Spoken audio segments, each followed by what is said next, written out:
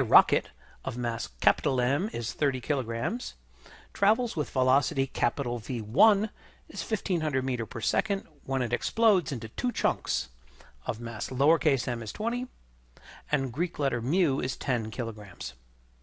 The mass m is observed to be moving at an angle theta equals 30 degrees above the horizontal, with a speed lowercase v2 is 1000 meters per second just after the explosion.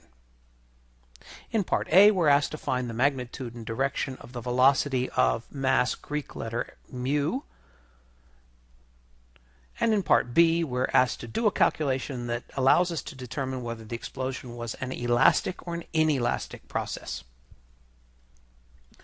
As always, to make simple to understand notation, we have numbered our moments. Moment 1 is before the explosion and moment 2 is after the explosion.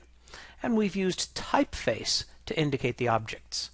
So the rocket ship before the explosion has mass capital M and velocity capital V, and afterwards the two fragments have lowercase mv and angle theta for the 20 kilogram, and Greek letters mu, phi for the angle, and nu for the velocity for the 10 kilogram fragment.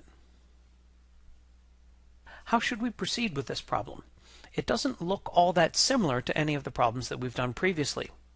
However, if we imagine this problem running backwards in time, what we will see is rather than a 20 and 10 kilogram mass receding from one another, we would see a 20 and 10 kilogram mass approaching one another, colliding, and forming a 30 kilogram mass that moves away from the collision to the left.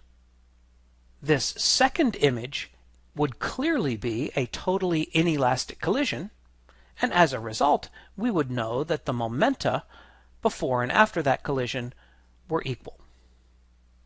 Well, if that's the case, that the momentum at moment 2 is equal to the momentum at moment 1, we can say exactly the same thing for moment 1 goes to moment 2. Here moment 1 is just prior to the explosion, and moment 2 is just after the explosion. We have chosen to connect moment 1 to moment 2 using the principle of conservation of momentum. As always, momentum is a vector, and just as with forces, we will get one equation for each dimension of the problem at hand. This explosion is a two-dimensional momentum problem, and for that reason, we will get a momentum equation connecting moment 1 to 2 in the x direction, and a second one connecting moment 1 to 2 in the y direction. Let's begin with x. At moment 1, the only object that we have is the 30 kilogram object, and indeed it has an x component to its momentum. Indeed, the x component is the entire momentum of the 30 kilogram object. At moment 2, we ask questions about both lowercase m and Greek letter mu. Lowercase m indeed does have an x component to its momentum at moment 2. However, it is only some of the momentum and not all of the momentum. We'll need to break the momentum, which is a vector, into two components, one of which is along x, the other of which is along y, and then use the angle of 30 degrees to deduce the values of the two components. In our x equation, we need the component that is adjacent to the 30 degrees, and therefore we'll be using cosine, giving us mass times velocity times the cosine of the angle. Mass mu also has an x component to its momentum at moment 2. That x component is positive, and it is the mass of 10 kilograms times an unknown velocity, nu subscript 2, and with a component adjacent to the unknown angle phi, so we will take the cosine of the angle phi. This completes our x equation. We notice that the x equation has two unknowns, mu at moment 2, the velocity of the small mass, and the direction of the small mass. In order to complete the problem, we need to complete our analysis of momentum. by examining the y direction. When we ask ourselves about moment 1, even though capital M has a momentum in the x direction, it has no momentum in the y direction. At moment 2, both lowercase m and Greek letter mu masses do indeed have y components of momentum. However, looking carefully at the figure, we notice that lowercase m has a momentum upward and Greek letter mu has a momentum downward. Therefore, one of these will be positive, one of these will be negative. We'll choose up as positive so that lowercase m of mass 20 with a magnitude of velocity 1000 for its magnitude of momentum needs to be multiplied by the sine of the angle 30. And a similar calculation with a minus sign because of the downward nature of that momentum is done for the second object. These are two equations in two unknowns, and the only thing we need to do is solve these two equations in two unknowns to get the two answers.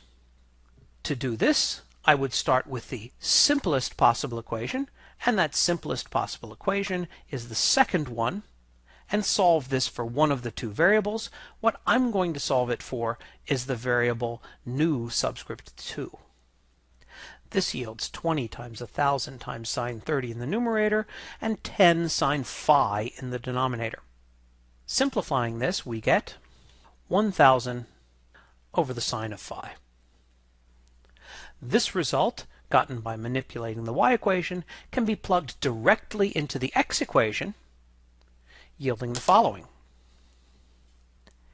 Here we recognize the convenient simplification that sine of phi divided by cosine of phi is tangent of phi, allowing us to solve rather easily for the tangent of phi.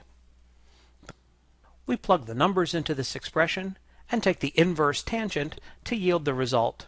Phi is 19.86 degrees. We can then place phi into any of the previous equations in order to solve for the velocity nu subscript 2. I'll choose this equation because it is particularly simple, and that will yield us the quick result. Nu 2 is 2943 meters per second. Part B of this problem asks us to perform some calculation that will tell us whether this process was elastic or inelastic. Elastic means that the energy in the before moment is equal to the energy in the after moment.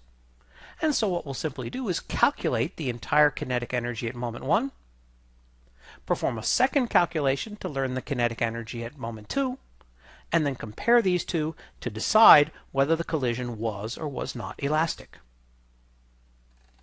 The kinetic energy at moment 1 is simply coming from the original mass capital M with velocity capital V1 squared, which is this result numerically, and gives us 33.75 times 10 to the 6th, or 33.75 million joules. The similar calculation at moment 2 uses the prior two results. This result is 53.31 times 10 to the 6th, or 53.31 megajoules. Curiously, the energy at moment 2 exceeds the energy at moment 1. How could that be? Well, let's think about it in one of two ways. First, we understood how to proceed with this problem by imagining it running backwards in time. Running backwards in time, having the 20 and the 10 kilogram mass collide and fuse to form the 30 kilogram mass, we recognize that as an inelastic collision, meaning that the moment with the 30 kilogram mass should have a smaller energy than the moment where there were separate 20 and 10 kilogram masses. Running time forwards, how can we understand this? Well, imagine if rather than an explosion, the rocket ship was simply poorly bolted together and came apart into two pieces during flight.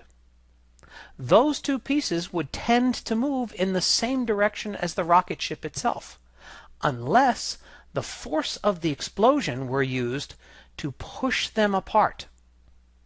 That explosion is therefore doing positive work, and that's why the energy in the after moment exceeds the energy in the before moment.